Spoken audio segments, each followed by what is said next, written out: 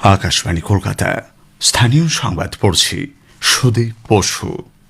প্রথমে বিশেষ বিশেষ খবর। রাজ্যে এসআইআরের পর খসড়া ভোটার তালিকা প্রকাশিত হবে আগামীকাল। ত্রুটিমুক্ত তালিকা তৈরির পাশাপাশি ইভিএম এর চেকিং প্রক্রিয়ায় কড়া নজরদারির জন্য 5 জন নোডাল অফিসারকে নিয়োগ করেছে কমিশন।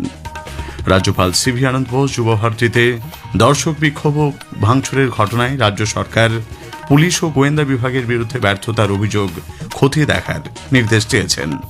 এই ঘটনায় ফের রাজ্যের 2 মন্ত্রী সুজিত বসু এবং অরূপ বিশ্বাসকে বরখাস্ত করার দাবি জানিয়েছে বিজেপি। আসন্ন গঙ্গাসাগর মেলার প্রস্তুতি নিয়ে মুখ্যমন্ত্রী মমতা ব্যানার্জির পৌরোহিত্যে আজ নবান্নে বৈঠক হওয়ার কথা। সন্দেশখালীতে শাহজাহান শেখের বিরুদ্ধে মামলার প্রধান সাক্ষী ভোলানাথ ঘোষকে খুনের চেষ্টার অভিযোগে পুলিশ আরও একজনকে গ্রেপ্তার করেছে। কলকাতা মেট্রোর হাওড়া ময়দান থেকে সল্টলেক সেক্টর 5 পর্যন্ত পথে আজ থেকে বাড়ছে মেট্রোর সংখ্যা। আসছে বিস্তারিত সংবাদে। রাজ্যে এসআইআরের পর খসড়া ভোটার তালিকা প্রকাশিত হবে আগামীকাল। এসডিও, বিডিও এবং জেলা শাসকের দপ্তরে তালিকা টাঙানোর পাশাপাশি খসড়া ভোটার তালিকা দেওয়া থাকবে কমিশনের ওয়েবসাইটেও। এরপর শুরু হবে শুনানি প্রক্রিয়া। গত 27 অক্টোবর রাজ্যে এসআইআরের দিনক্ষণ ঘোষণা করেছিল কমিশন। সেদিন পর্যন্ত রাজ্যে মোট ভোটার ছিল 7,66,37,000-এর বেশি। এদিকে এসআইআর প্রক্রিয়ায় সর্বশেষ তথ্য অনুযায়ী 58,20,000-এর বেশি নাম বাদ পড়তে পারে বলে প্রাথমিক অনুমান। ত্রুটিমুক্ত তালিকা তৈরিতে সব রকম সাবধানতা অবলম্বন করছে কমিশন। ভোটারদের জমা পড়া ইনুমারেশন তথ্য যাচাইয়ের কাজ চলছে যুদ্ধকালীন তৎপরতায়। আসন্ন বিধানসভা নির্বাচনের জন্য বৈদ্যুতিন ভোটযন্ত্র ইভিএম এর ফার্স্ট লেভেল চেকিং প্রক্রিয়ায় কড়া নজরদারির ব্যবস্থা করেছে কমিশন। ভিন রাজ্য এবং নির্বাচন কমিশনের তরফে মোট 5 জন নোডাল অফিসারকে অবজারভার হিসেবে এ রাজ্যে পাঠানো হয়েছে। বিভিন্ন ফার্স্ট লেভেল চেকিং ভেন্যুতে তারা ইভিএম যাচাই প্রক্রিয়ার উপর নজর রাখবেন। কমিশন সূত্রের খবর, অরুণাচল প্রদেশ থেকে ডেপুটি সিইও সানিয়ে কায়েম মিজে, মহারাষ্ট্র থেকে ডেপুটি সিইও যোগেশ গোসাভি, মেঘালয় থেকে অ্যাডিশনাল সিইও PK বোরো এবং মিজোরাম থেকে জয়েন্ট সিইও এথেল রোথাংপুইকে দায়িত্ব দেওয়া হয়েছে। এরই সঙ্গে কমিশনের তরফে আন্ডার সেক্রেটারি পদমর্যাদার আধিকারিক কনিষ্ক কুমারকেও অবজারভার হিসেবে নিয়োগ করা হয়েছে। নির্বাচন কমিশনের ওপর দলের পুরো আস্থা আছে বলে বিজেপি জানিয়েছে। ত্রুটিমুক্ত ভোটার তালিকা কমিশন প্রকাশ করতে পারবে বলে গতকাল সাংবাদিকদের কাছে আশা প্রকাশ করেছেন রাজ্য বিজেপি সভাপতি শ্রমিক ভট্টাচার্য। সারা পশ্চিমবঙ্গের বিভিন্ন জায়গায় শুনানি শুরু হবার পরে প্রকৃত চিত্র সামনে আসবে। মৃত ভোটার, ভুয়ো ভোটার, খালি প্লটে ভোটারের নাম, 15 বছরের বাবা, ছেলের সঙ্গে বাবার বয়সের পার্থক্য 3 বছর, ভাই বোনের বিয়ে, এতো বিভিন্ন জায়গায় উঠে আসছে। এই ধরনের অবিশ্বাস্য ও অভূতপূর্ব ভোটার লিস্ট ভারতবর্ষের মনে হয় কোনো জায়গায় পাওয়া যায়। শুদ্ধিকরণ প্রক্রিয়া চলছে। আমরা নির্বাচন কমিশনের উপর আস্থা রাখছি, তারাই অবস্থার পরিবর্তন করবেন। এদিকে আবাসনের মধ্যে ভোট কেন্দ্রের বিরোধিতা করে মুখ্য নির্বাচনী আধিকারিক মনোজ কুমার আগরওয়ালকে চিঠি দিয়েছেন রাজ্যের মন্ত্রী অরূপ বিশ্বাস। সিইও জানিয়েছেন যে বিষয়টি তাঁর এখতিয়ারভুক্ত নয়, ফলে চিঠি পাঠিয়ে দেওয়া হয়েছে নির্বাচন কমিশনে। সেখান থেকেই চূড়ান্ত সিদ্ধান্ত নেওয়া হবে বলেও জানিয়েছেন তিনি। পাশাপাশি নির্বাচন কমিশন সূত্রে খবর, আগামী 22শে ডিসেম্বরের মধ্যেই রাজ্যের হাই রাইজ বিল্ডিং এর তালিকা এসে পৌঁছবে সিইও দপ্তরে। জেলা নির্বাচনী আধিকারিক ডিওরা এই তালিকা তৈরি করে সিইও দপ্তরে পাঠাচ্ছেন। এরপরই ওই তালিকা পাঠিয়ে দেওয়া হবে নির্বাচন কমিশনে। তালিকা ধরেই আসন্ন 2026 সালের বিধানসভা নির্বাচনে রাজ্যে কতগুলো হাই রাইজ বিল্ডিং এ ভোট কেন্দ্র হবে কমিশনের তরফে সে বিষয়ে চূড়ান্ত সিদ্ধান্ত নেওয়া হবে। যুবভারতী ক্রীড়াঙ্গনে লিওনেল মেসির অনুষ্ঠানে বিশৃঙ্খলার তদন্তে রাজ্য সরকারের গঠিত কমিটির সদস্যরা গতকাল মাঠ পরিদর্শন করেছেন। অবসরপ্রাপ্ত বিচারপতি অসীম রায়ের নেতৃত্বে মুখ্য সচিব মনোজ পান্থ, স্বরাষ্ট্র সচিব নন্দিনী চক্রবর্তী যুবভারতীতে পৌঁছে মাঠের পরিস্থিতি খতিয়ে দেখেছেন। বিভিন্ন অংশের ভিডিওগ্রাফিও করেন তারা। কথা বলেন মাঠ দেখভালে দায়িত্বে থাকা কয়েকজন কর্মীর সঙ্গে। বিচারপতি অসীম রায়ের বাড়িতে এই ঘটনা নিয়ে প্রাথমিক বৈঠকে 15 দিনের মধ্যে তদন্ত রিপোর্ট রাজ্য সরকারের কাছে জমা দেওয়া হবে বলে সিদ্ধান্ত হয়েছে। উল্লেখ্য, মেসির অনুষ্ঠানের মূল উদ্যোক্তা শতদ্রু ঘোষকে গতকাল 14 দিনের জেল হেফাজতে পাঠিয়েছে বিধাননগর আদালত। যুবভারতী ক্রীড়াঙ্গনে গত শনিবার যে বিশৃঙ্খলা সৃষ্টি হয়েছিল তার কারণ সরেজমিনে খতিয়ে দেখতে গতকাল স্টেডিয়ামে যান রাজ্যপাল ডক্টর সিভি আনন্দ বোসও। তার সঙ্গে ছিলেন রাজ্যের মুখ্য সচিব। পরে সাংবাদিকদের কাছে রাজ্যপাল বলেন, ভুক্তভোগীদের সঙ্গে কথা বলে তিনি রিপোর্ট কেন্দ্রীয় সরকারের কাছে জমা দেবেন। শনিবারের ঘটনা কলকাতার মানুষকে অবর্ণনীয় লজ্জায় ফেলে দিয়েছে বলেও মন্তব্য করেছেন তিনি। Reasons behind this, how this could happen, what is the role and responsibility of the organizers, what is the role and responsibility of the government, particularly the police.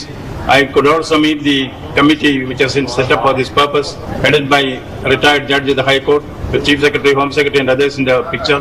This incident, this single incident has brought untold shame to the football lovers everywhere, particularly those in Calcutta. A judicial inquiry into the matter. This I had pointed out immediately after the incident took place. Arrest of the organizers, not the organizer. Refund the ticket money paid by the public. যুবভারতীর ঘটনা দায় পুরোপুরি রাজ্যে তৃণমূল কংগ্রেস সরকারের বলে BJP জানিয়েছে। দলের রাজ্য সভাপতি শ্রমিক ভট্টাচার্য গতকাল সাংবাদিকদের কাছে বলেন, এর পেছনে নির্বাচনী তহবিল তৈরির ষড়যন্ত্র থাকতে পারে। বিরোধী দলনেতা শুভেন্দু অধিকারী এই ঘটনায় ফের রাজ্যের দুই মন্ত্রী সুজিত বসু এবং অরূপ বিশ্বাসকে বরখাস্ত করার দাবি জানিয়েছেন। দিস ইজ ফার্স্ট টাইম 15 বছরে মুখ্যমন্ত্রীকে গাড়ি ঘুরিয়ে পালাতে হয়েছে। যিনি এই রাজ্যের সংবিধান, যিনি এই রাজ্যের সব জুডিশিয়ারিও তিনি চালান, সব কিছুর মালিক তিনি, তাকে গাড়ি ঘুরিয়ে পালাতে হয়েছে কালকে কার্যত।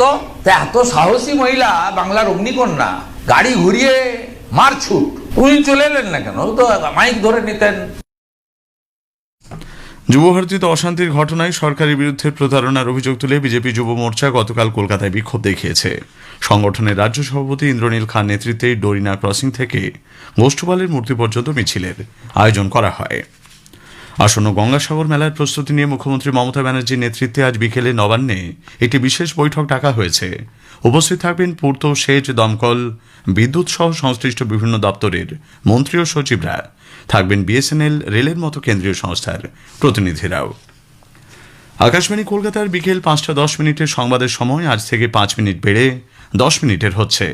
একই সঙ্গে গ্রামাঞ্চলের খবর আরও বেশি করে শ্রোতাদের কাছে পৌঁছে দিতে বেলা 12:30 এবং সন্ধ্যে 6:35 গ্রামীণ সংবাদের সময়সীমা 3 মিনিটের বদলে 5 মিনিটের হবে।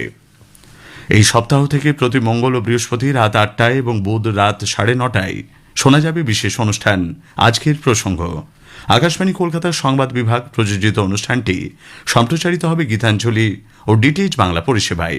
এটি আমাদের সোশ্যাল মিডিয়া প্ল্যাটফর্মেও পাওয়া যাবে। স্থানীয় সংবাদ শুনছেন আকাশবাণী কলকাতা কেন্দ্র থেকে। উত্তর 24 পরগনার সন্দেশখালীতে শাহজাহান শেখের বিরুদ্ধে মামলার প্রধান সাক্ষী ভোলানাথ ঘোষকে খুনের চেষ্টার অভিযোগে পুলিশ আরও একজনকে গ্রেপ্তার করেছে। ধৃত গোলাম হোসেন মোল্লা অন্যতম চক্রান্তকারী বলে পুলিশের অনুমান। তাকে গতকাল বসিরহাট আদালতে তোলা হলে 8 দিনের পুলিশ হেফাজত হয়েছে। এই ঘটনায় এ পর্যন্ত 3 জনকে গ্রেপ্তার করল পুলিশ।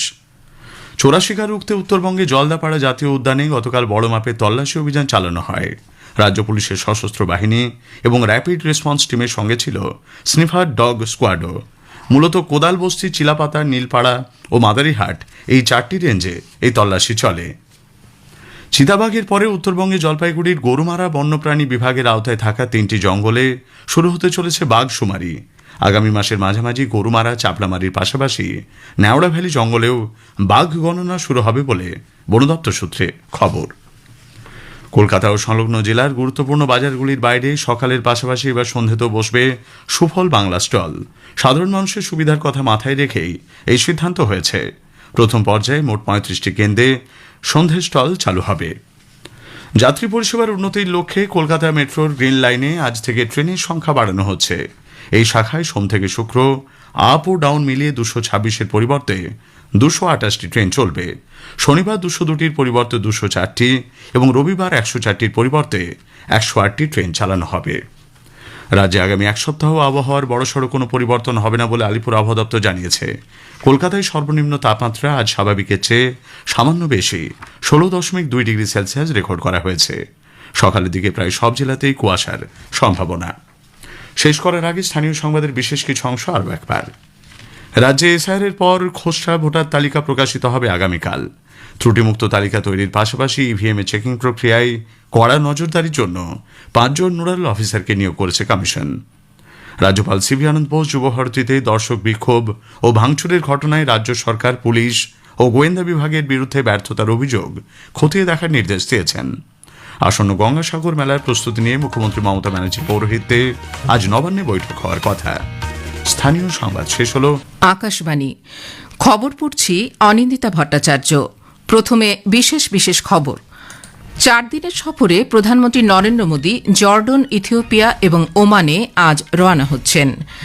বিজেপির সর্বভারতীয় কার্যনির্বাহী সভাপতি মনোনীত হয়েছেন বিহারের মন্ত্রী নীতিন নবীন। তাকে শুভেচ্ছা জানিয়েছেন প্রধানমন্ত্রী নরেন্দ্র মোদী। ভারত স্পষ্ট জানিয়েছে যে নতুন দিল্লি বাংলাদেশে অবাধ, সুষ্ঠু ও অন্তর্ভুক্তিমূলক নির্বাচনের পক্ষে এবং কখনও তার ভূখণ্ডকে বাংলাদেশের জনগণের স্বার্থবিরোধী কার্যকলাপের জন্য ব্যবহার করতে দেয়নি। অস্ট্রেলিয়ার বন্ডি সমুদ্র সৈকতে ইহুদিদের উৎসব হনুক্কার প্রথম দিন সন্ত্রাসবাদী হামলায় নিহতের সংখ্যা বেড়ে হল 15। ঘটনার তীব্র নিন্দা করেছেন প্রধানমন্ত্রী নরেন্দ্র মোদী। হংকংকে হারিয়ে ভারত বিশ্বকাপ স্কোয়াশ প্রতিযোগিতায় চ্যাম্পিয়ন হয়েছে। দুবাইতে অনূর্ধ্ব 19 এশিয়া কাপ ক্রিকেট ম্যাচে ভারত 90 রানে পাকিস্তানকে পরাস্ত করেছে। ধর্মশালায় গতকাল টি-20 ক্রিকেটে 5 ম্যাচের সিরিজের তৃতীয় ম্যাচে ভারত দক্ষিণ আফ্রিকাকে 7 উইকেটে হারিয়ে দিয়েছে। আসছি বিস্তারিত খবরে। প্রধানমন্ত্রী নরেন্দ্র মোদী জর্ডান, ইথিওপিয়া এবং ওমানে 4 দিনের সফরে আজ রওনা হচ্ছেন। সফরের প্রথম পর্যায়ে প্রধানমন্ত্রী জর্ডানে যাবেন। দুদেশের কূটনৈতিক সম্পর্কের 75 বছর পূর্তি উপলক্ষে এই সফর। রাজা আবদুল্লাহ বিন আল হুসেনের আমন্ত্রণে তার এই সফরে প্রধানমন্ত্রী জর্ডনের রাজার সঙ্গে দুদেশের সামগ্রিক সম্পর্কের ক্ষেত্র খতিয়ে দেখার পাশাপাশি বিভিন্ন আঞ্চলিক বিষয়ে মতবিনিময় করবেন। আগামীকাল শ্রী মোদী ইথিওপিয়া যাবেন। সে দেশে এটি হবে তার প্রথম সফর। তিনি ভারত ইথিওপিয়ার দ্বিপাক্ষিক সম্পর্কের বিভিন্ন বিষয়ে সেদেশের প্রধানমন্ত্রীর সঙ্গে বিস্তারিত আলোচনা করবেন। 3 দেশ সফরের চূড়ান্ত পর্যায়ে প্রধানমন্ত্রী ওমানে পৌঁছবেন, সাক্ষাৎ করবেন সুলতান হাইথাম বিন তারিকের সঙ্গে। দুদেশের মধ্যে কূটনৈতিক সম্পর্কের 70 বছর পূর্তিতে প্রধানমন্ত্রীর এই সফর। এই সফরের ফলে দুদেশের বাণিজ্য, বিনিয়োগ, শক্তি, প্রতিরক্ষা, নিরাপত্তা, কৃষি ও সংস্কৃতি সহ দ্বিপাক্ষিক সম্পর্কের অংশীদারিত্বের বিষয়ে সামগ্রিক পর্যালোচনার সুযোগ মিলবে। বিজেপির সর্বভারতীয় কার্যনির্বাহী সভাপতি হয়েছেন নীতিন নবীন। ভারতের সর্বভারতীয় সাধারণ সম্পাদক অরুণ সিং এক বিবৃতিতে এই পদে বিহারের রাজ্য মন্ত্রিসভার সদস্য নীতিন নবীনের নাম ঘোষণা করেছেন। এদিকে সর্বভারতীয় কার্যনির্বাহী সভাপতি পদে নির্বাচিত হওয়ার জন্য প্রধানমন্ত্রী নীতিন নবীনকে অভিনন্দন জানান। এক্স হ্যান্ডেলে প্রধানমন্ত্রী বলেন, নীতিন নবীন একজন পরিশ্রমী কর্মী হিসেবে নিজেকে প্রতিষ্ঠিত করেছেন। তার সাংগঠনিক অভিজ্ঞতা এবং বিহারে একাধিক মেয়াদে বিধায়ক ও মন্ত্রী হিসেবে তার বিশেষ অবদান রয়েছে। মানুষের আকাঙ্ক্ষা পূরণে নীতিন নবীন অধ্যাবসায়ের সঙ্গে কাজ করেছেন। তিনি নম্র স্বভাব এবং কাজে বিশ্বাসী। তার শক্তি ও নিষ্ঠা আগামী দিনে বিজেপি দলকে শক্তিশালী করবে বলে প্রধানমন্ত্রী আশাবাদী। ভারত স্পষ্ট জানিয়েছে যে নতুন দিল্লি বাংলাদেশে অবাধ, সুষ্ঠু ও অন্তর্ভুক্তিমূলক নির্বাচনকে সর্বদা সমর্থন করে আসছে এবং কখনো তার ভূখণ্ডকে বাংলাদেশের জনগণের স্বার্থবিরোধী কার্যকলাপের জন্য ব্যবহার করতে দেয়নি। এক বিবৃতিতে বিদেশ মন্ত্রক জানিয়েছে যে ভারত আশা করে বাংলাদেশের অন্তর্বর্তীকালীন সরকার শান্তিপূর্ণ নির্বাচন অনুষ্ঠানের লক্ষ্যে অভ্যন্তরীণ আইন শৃঙ্খলা নিশ্চিত করার জন্য প্রয়োজনীয় সকল ব্যবস্থা গ্রহণ করবে। অস্ট্রেলিয়ার বন্ডি সমুদ্র সৈকতে ইহুদিদের উৎসব হনুক্কার প্রথম দিন সন্ত্রাসবাদী হামলায় নিহতের সংখ্যা বেড়ে হল 15। অস্ট্রেলিয়ার পুলিশ প্রশাসন জানিয়েছে ঘটনায় অভিযুক্ত 2 বন্দুকবাজ বাবা ও ছেলে, যাদের বয়স 50 এবং 24 বছর। পুলিশের গুলিতে মারা গেলেও এই মুহূর্তে ছেলে পুলিশ হেফাজতে হাসপাতালে ভর্তি রয়েছে। এই ঘটনায় 2 পুলিশ আধিকারিক সহ 42 জন আহত হয়েছেন। এছাড়াও ঘটনাস্থল থেকে 6টি আগ্নেয়াস্ত্র এবং 2টি বিস্ফোরক আইইডি সংগ্রহ করা হয়েছে। অস্ট্রেলিয়ার প্রধানমন্ত্রী অ্যান্থনি অ্যালবানিজ একে অত্যন্ত বেদনাদায়ক ও হতাশাজনক আখ্যা দিয়েছেন। ইসরায়েলের বিদেশমন্ত্রী গিডিয়ন সারো এই ঘটনাকে ইহুদি বিদ্বেষী মনোভাবের ফলাফল বলে অভিহিত করেছেন। An attack on Jewish Australians is an attack on every Australian. There is no place for this hate, violence and terrorism in our nation. Let me be clear, we will eradicate it. Amidst this vile act of violence and hate will emerge a moment of national unity where Australians across the board will embrace their fellow Australians of Jewish faith. প্রধানমন্ত্রী নরেন্দ্র মোদী অস্ট্রেলিয়ার বন্ডি সমুদ্র সৈকতে ভয়াবহ জঙ্গি হামলার তীব্র নিন্দা করেছেন। সোশ্যাল মিডিয়ায় একটি পোস্টে প্রধানমন্ত্রী নিহতদের পরিবারের প্রতি সমবেদনা জানিয়েছেন। যুবভারতী ক্রীড়াঙ্গনে লিওনেল মেসির অনুষ্ঠানে বিশৃঙ্খলার তদন্তে রাজ্য সরকারের গঠিত কমিটির সদস্যরা গতকাল মাঠ পরিদর্শন করেন।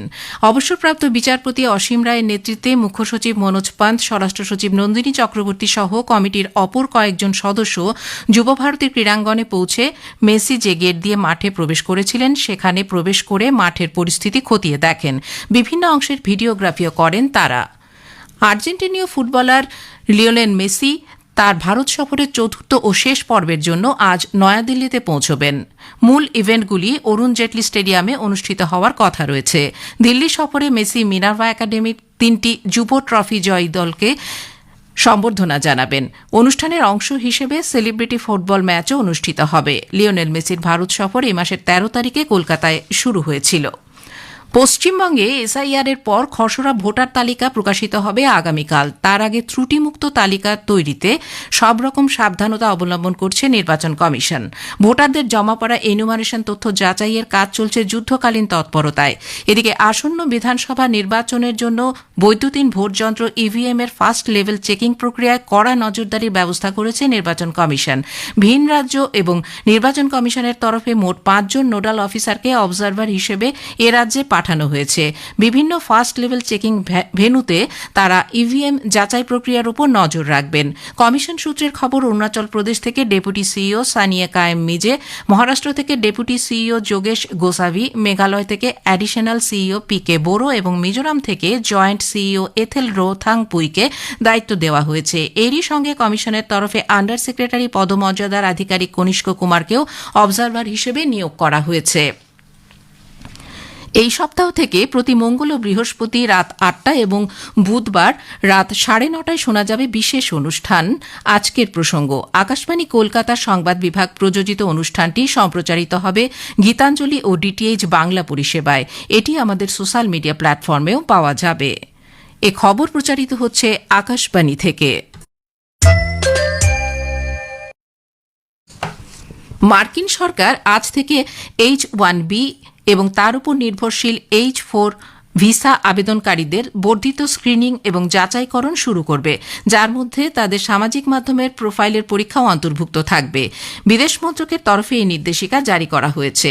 অভিবাসন সংক্রান্ত কঠোর ব্যবস্থার সর্বশেষ পদক্ষেপ হিসেবে এবং H-1B ভিসা প্রোগ্রামের অপব্যবহার রোধে নতুন নির্দেশিকাটি ট্রাম্প প্রশাসন ঘোষণা করেছে।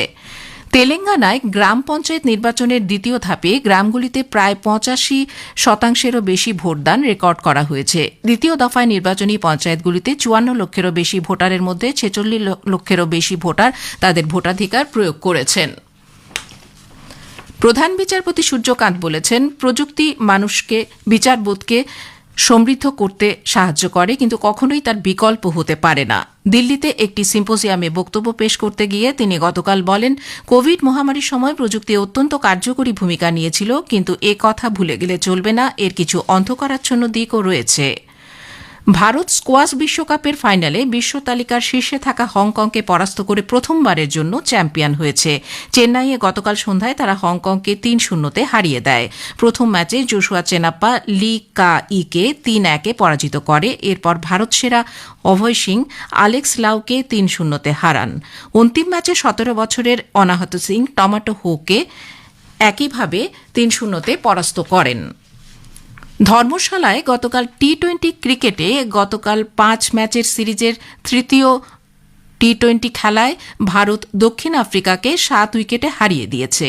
দক্ষিণ আফ্রিকার নির্ধারিত 118 রানের লক্ষ্য তাড়া করে ভারত 15.5 ওভারে 3 উইকেটে 120 রান করে। অভিষেক শর্মা 35 রান নিয়ে সর্বোচ্চ রান করেন এবং তিলক ভার্মা 25 রান নিয়ে অপরাজিত ছিলেন। প্রথমে ব্যাট করে দক্ষিণ আফ্রিকা নির্ধারিত 20 ওভারে 117 রানে অল আউট হয়ে যায়।